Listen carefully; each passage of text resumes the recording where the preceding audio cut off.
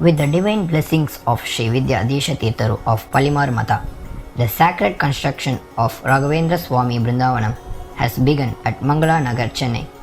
This holy initiative, estimated at around 1.2 crores, invites you generous support at just 5,000 per square feet. Be a part of this spiritual journey. Donate now and receive the blessings of Sri Guru Raghavendra Swami. வணக்கம், good morning. MAS Rainman. இனிய காலை வணக்கம். இது என்னுடைய தனிப்பட்ட வானிலை அனுமானம். Official forecast இந்திய வானிலை ஆராய்ச்சி மையம் மற்றும் அரசின் சார் அறிவுரைகளை பின்பற்றுங்கள். நம்ம சேனலை நீங்கள் இதுவரையும் சப்ஸ்கிரைப் பண்ணலன்னா சப்ஸ்கிரைப் பண்ணிவிட்டு பெல்லைக்கான் தொட்டு ஆல் நோட்டிஃபிகேஷன் எனேபிள் பண்ணிக்கோங்க. நம்ம வீடியோவுக்கு லைக் பண்ணிவிட்டு ஷேரும் பண்ணிடுங்க.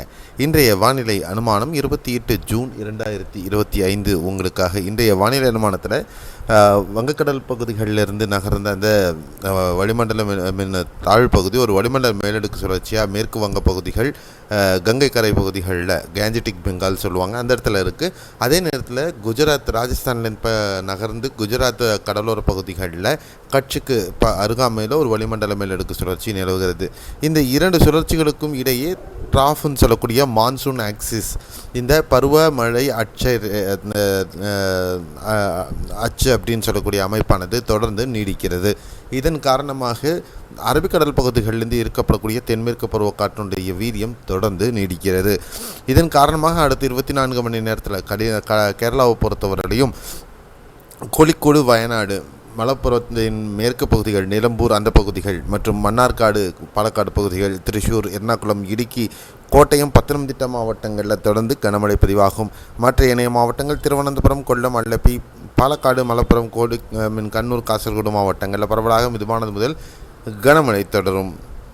கர்நாடகா பொறுத்தவரையும் காவிரி நீர்பிடிப்பு பகுதிகளில் தொடர்ந்து கனமழைக்கான வாய்ப்புகள் இருக்கிறது. மாண்டியா, மைசூர் உள்பட இன்றைக்கி ஒரு சில பகுதிகளில் மிதமானது முதல் கனமழையும் இருக்க வாய்ப்பு இருக்குது அப்படின்னு நம்ம எதிர்பார்க்கலாம். பெங்களூரு மற்றும் சுற்றுவட்டார பகுதிகளில் பாசிங் ஷவர்ஸ், லேசான மழை பதிவாகிறதுக்கான வாய்ப்புகள் இருக்கக்கூடும்.